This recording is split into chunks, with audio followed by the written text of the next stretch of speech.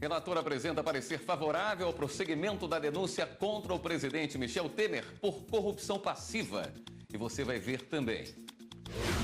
Presidente do Supremo Tribunal Federal, ministra Carmen Lúcia, nega pedido de suspensão da tramitação da reforma trabalhista no Senado Federal. Superior Tribunal de Justiça decide que homem que tatuou testa de adolescente em São Paulo vai permanecer preso. Ministério Público Federal pede abertura de 12 inquéritos para investigar pagamento de propina e Caixa 2 pela empreiteira Odebrecht. Justiça do Pará determina prisão temporária de 13 policiais acusados de envolvimento na morte de 10 trabalhadores rurais no dia 24 de maio. Aplicativo que mostra em detalhes a produção de cada um dos ministros do Supremo Tribunal Federal já está disponível para smartphones. Essas e outras notícias agora no Jornal da Justiça.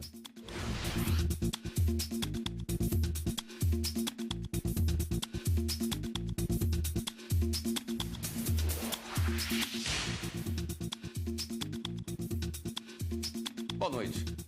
O Supremo Tribunal Federal nega pedido de suspensão da tramitação da reforma trabalhista no Senado Federal. A repórter Ana Paula Ergang tem os detalhes. Boa noite, Ana Paula. Boa noite, William. Boa noite a todos. A presidente do Supremo, ministra Carmen Lúcia, negou o pedido de parlamentares para suspender a tramitação da reforma trabalhista. A votação no Senado está marcada para amanhã. A ministra destacou que não pode interferir em assunto interno do Senado, em respeito à separação dos poderes. E destacou que, se a lei for aprovada, a sua constitucionalidade vai poder ser questionada futuramente aqui no Supremo. William. Obrigado, Ana Paula. O Ministério Público Federal Paulista pediu que a Polícia Federal abra 12 inquéritos sobre pagamentos de propina e de Caixa 2 feitos pela Odebrecht. De acordo com as investigações do Ministério Público Federal, os pagamentos de propinas feitos pela Odebrecht tiveram como destinatários agentes públicos de prefeituras paulistas e do governo do estado, que teriam obtido vantagens indevidas para favorecer a construtora em concessões e obras públicas, como as da linha 2 do metrô e da rodovia Carvalho Pinto. Políticos também são suspeitos de terem recebido dinheiro ilegal do esquema que servia para financiar o Caixa 2 de campanhas eleitorais. Quem fez o pedido da apuração dos fatos foi o Núcleo de Combate à Corrupção do Ministério Público Federal, com base nos depoimentos dos executivos da Odebrecht, a partir de acordos de colaboração premiada assinados com a Procuradoria-Geral da República. Com os pedidos, os membros do MPF poderão dar prosseguimento a quase metade das 27 petições que o ministro do Supremo Tribunal Federal, Edson Fachin, encaminhou à primeira instância da Justiça Federal em São Paulo para analisar o suposto envolvimento de pessoas sem prerrogativa de foro que foram citadas nas delações. Os procuradores que atuam no órgão aguardam a autorização da PGR para a formação de uma força-tarefa dedicada às investigações. O objetivo é agilizar o andamento dos trabalhos. Em várias cidades brasileiras foram criadas leis para evitar a perturbação do sossego. Uma delas é a Lei do Silêncio, que cria regras, horários e limites de barulho. O problema é que nem todo mundo respeita. Bastava chegar o fim de semana que começava a dor de cabeça para os moradores destes prédios em Águas Claras, cidade próxima a Brasília. Os condomínios ficam ao lado de uma lanchonete 24 horas. A reclamação era de que parte dos frequentadores colocava o volume do som dos carros alto demais, o que acabava perturbando quem mora no local. De acordo com a Associação dos Moradores, os órgãos responsáveis pela fiscalização foram avisados. Nós encaminhamos ofícios ao IBRAM para virem fiscalizar tudo certinho. Os moradores também encaminharam essas reclamações todas. E de uns tempos para cá, esse barulho todo aqui nessa região, ele diminuiu. Ultimamente não temos mais visto nenhuma reclamação a respeito disso. Eu acho que conseguiram contornar esse problema e controlar também. Fazer a fiscalização sobre o excesso de barulho é tarefa dos municípios. São eles que devem criar as chamadas leis do silêncio, definindo limites de decibéis e, além disso, fazer a aplicação no dia a dia. Mas antes de serem elaboradas, essas leis devem seguir alguns padrões. Eles são estabelecidos pela Associação Brasileira de Normas Técnicas, a ABNT. Elas devem levar em conta a localização e o zoneamento, a poluição sonora interna e externa, Além disso, é importante lembrar que as leis são válidas durante o dia e também à noite. A gente tem que pesar que a gente vive numa sociedade em que todos têm que viver de uma forma equilibrada, né? Então, se você se ater ao que determina a lei, aos níveis de decibéis que determina a lei, se você estiver amparado pela lei, você pode ter o seu estabelecimento funcionando sem incomodar seu vizinho ou até mesmo outro comerciante do lado. As pessoas que descumprem essas normas podem ser advertidas e multadas. E os estabelecimentos podem sofrer graves punições, como pagamento de multas, interdição, embargo e até a cassação da licença de funcionamento.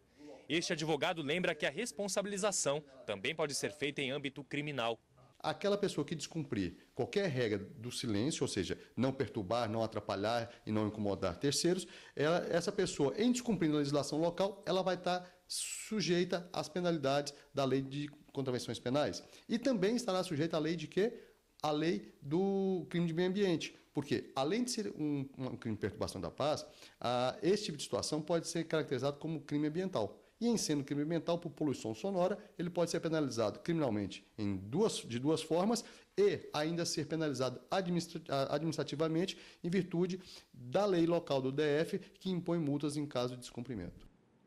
A presidente do Superior Tribunal de Justiça, ministra Laurita Vaz, negou pedidos de liberdade para o pedreiro preso em flagrante por ter ajudado a tatuar a testa de um adolescente.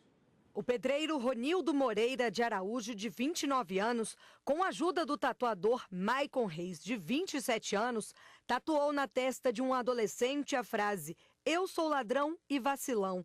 A ação foi filmada e compartilhada por Ronildo nas redes sociais. Vai doer! Na testa, hein? Olha pra câmera ali. O que você quer fazer hoje? Uma tatuagem?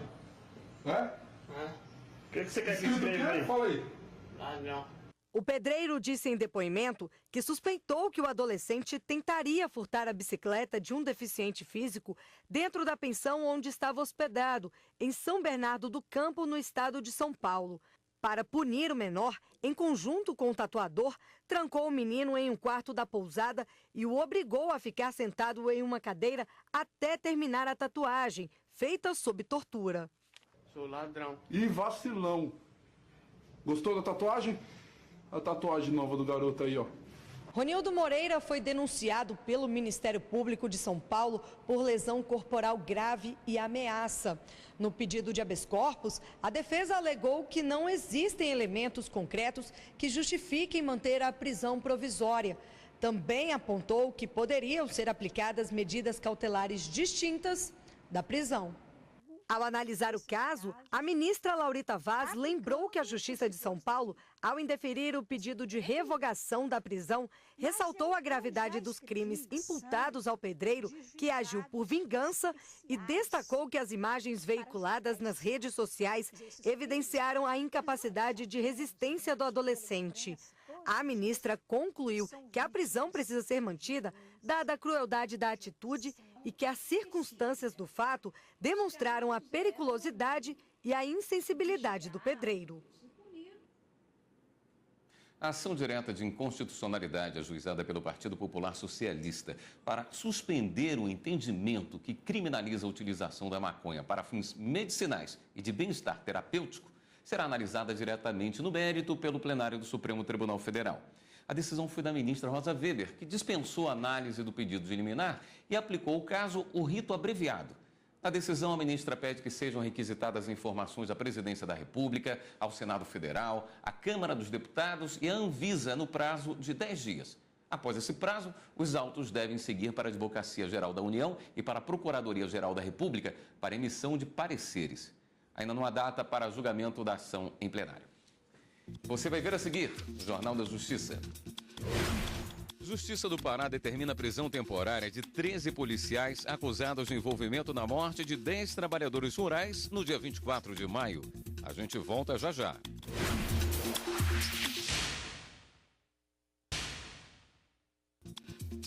O sambódromo do AMB, na capital paulista, recebe amanhã o Auto Show Collection.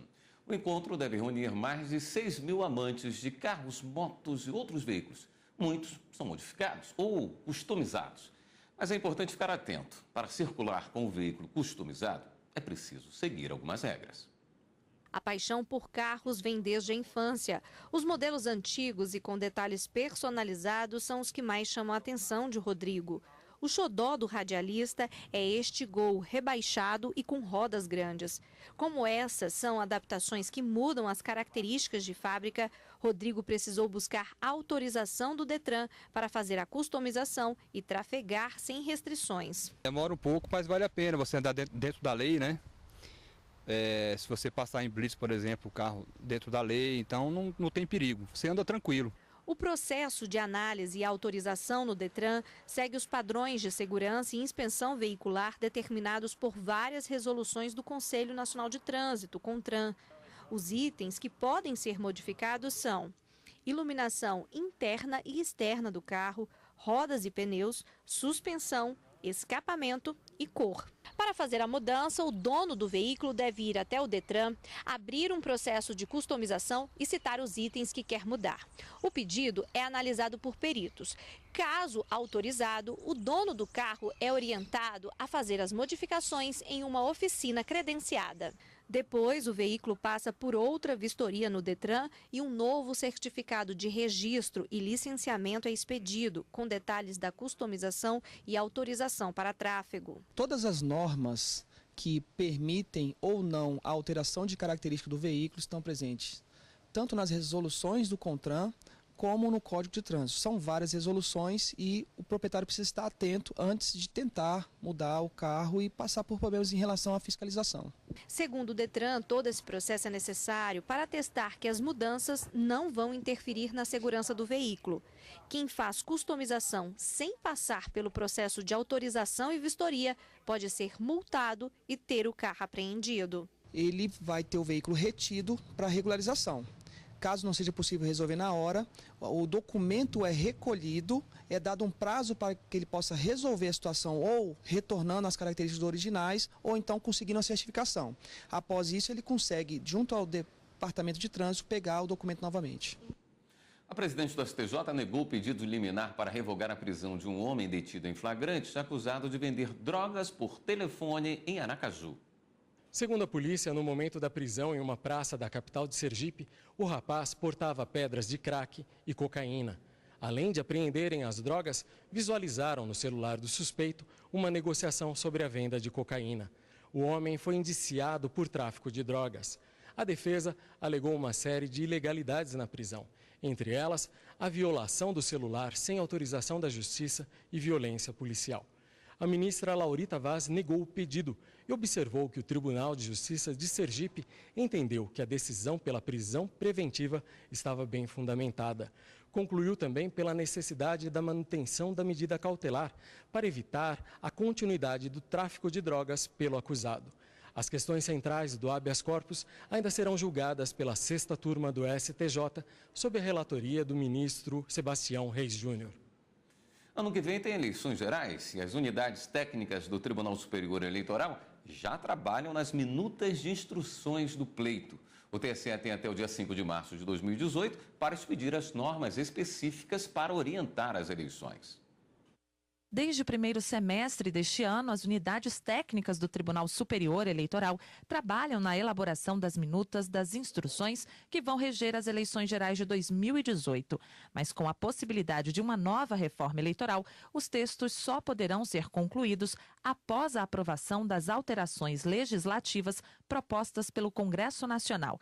Para serem aplicadas nas eleições do ano que vem, as mudanças devem ser aprovadas um ano antes do pleito. Entre os temas tratados nas minutas estão calendário eleitoral, pesquisas eleitorais, propaganda eleitoral, registro de candidaturas e prestação de contas. As minutas vão ser disponibilizadas no portal do TSE para consulta aberta aos interessados em participar das audiências públicas para debater os temas relacionados ao pleito.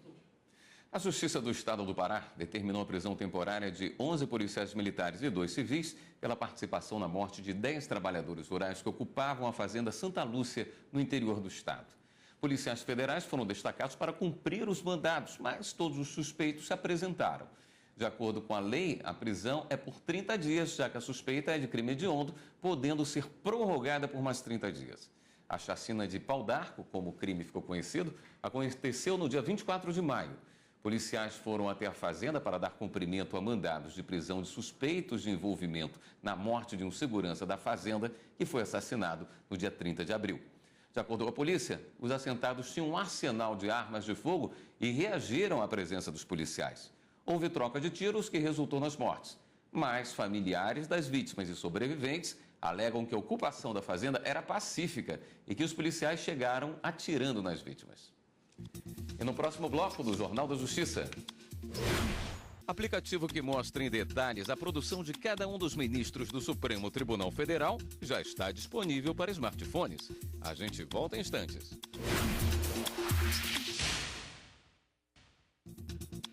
Já está disponível para smartphones um aplicativo que mostra em detalhes a produção de cada um dos ministros do Supremo Tribunal Federal. E o banco de dados será atualizado constantemente. O trabalho dos 11 ministros do Supremo Tribunal Federal agora está ao alcance de qualquer cidadão por meio de um smartphone. Basta baixar o aplicativo Supremo em Ação para ter informações detalhadas sobre a produção de sentenças e o volume de processos judiciais a cargo de cada um dos atuais ministros da Corte, inclusive as ações que ainda dependem de uma decisão. Por enquanto, o aplicativo está disponível para o sistema operacional Android, mas em breve também vai poder ser baixado no iOS. De acordo com a presidente do STF, ministra Carmen Lúcia, o banco de dados do aplicativo vai ser atualizado constantemente. Todos os números, processos que estão hoje no Supremo, a forma que vem sendo desenvolvida, tudo que aqui se contém estará disponível ao toque do telefone ou do iPad, ou enfim, de qualquer meio de informática, com todos os documentos, e ele é retroalimentado. Portanto, isto muda todos os dias. Por exemplo, o meu gabinete, todos os dias, o que aí está era o retrato de anteontem.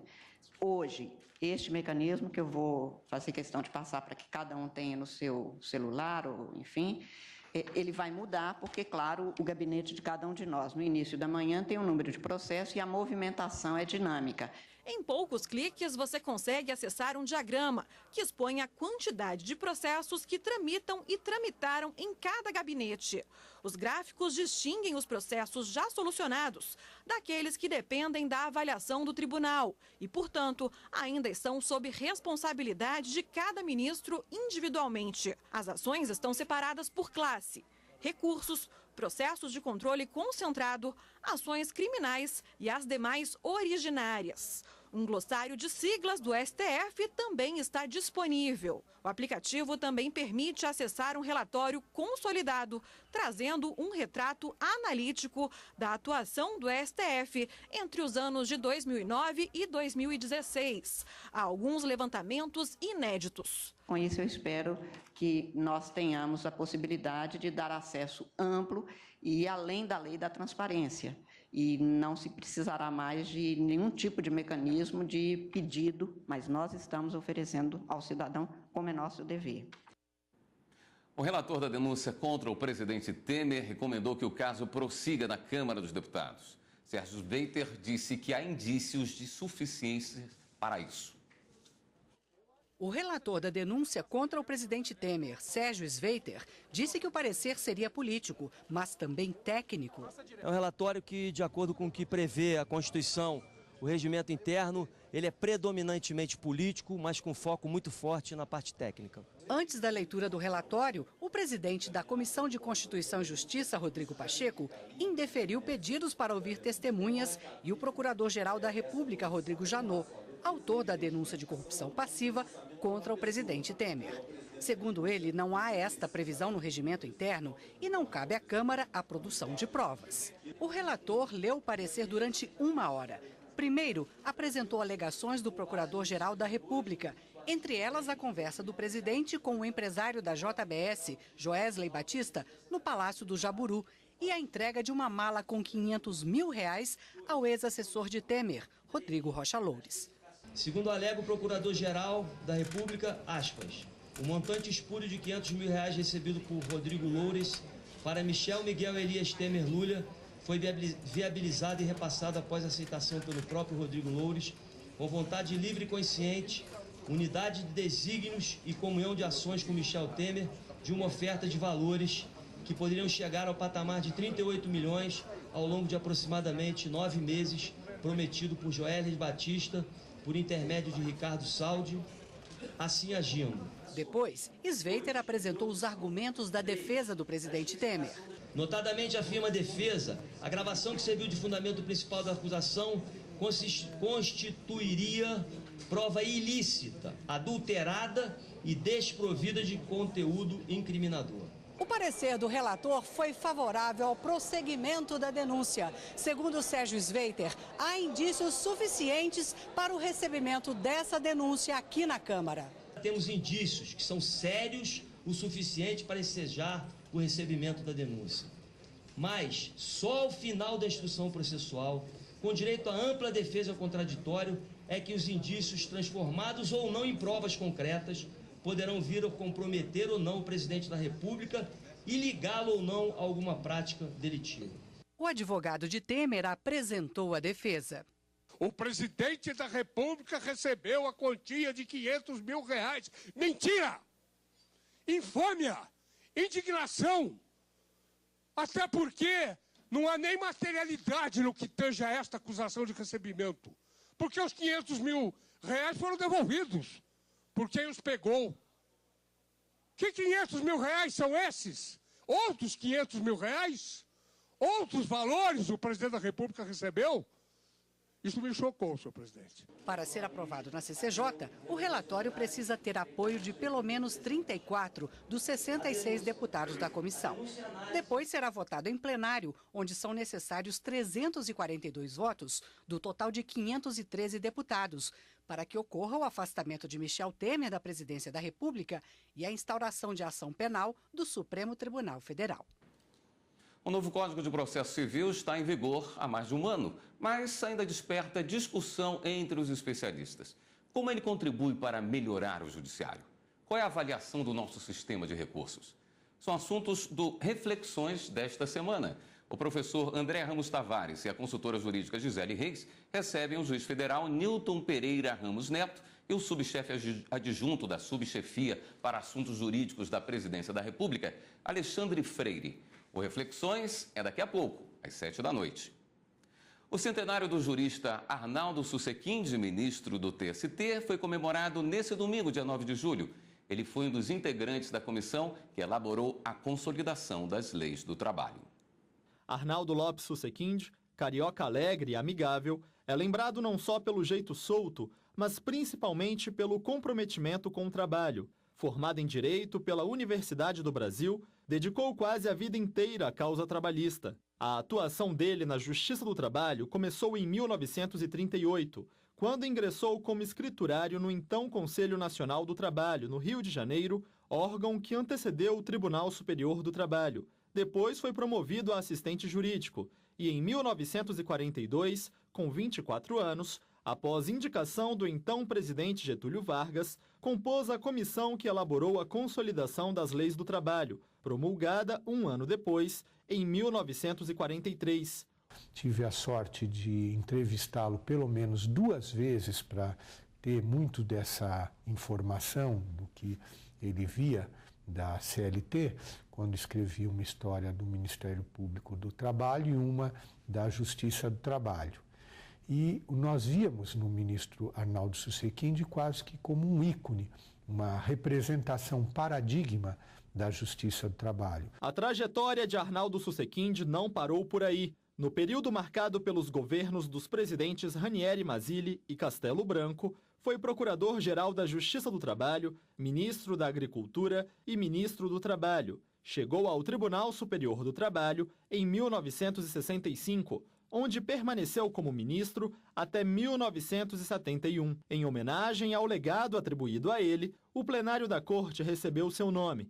Em outubro de 2012, as cinzas do ministro foram espalhadas no jardim do TST. Este ano, quando é comemorado o centenário de Susequinde, o local recebeu uma placa em referência ao magistrado. A iniciativa da presidência do Tribunal Superior do Trabalho teve como objetivo preservar e manter viva a memória do jurista. Portanto, a sua memória vai ser reverenciada pela nossa justiça e pelo nosso tribunal.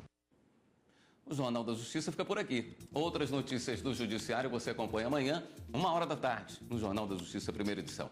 Uma boa noite para você e continue aqui na TV Justiça.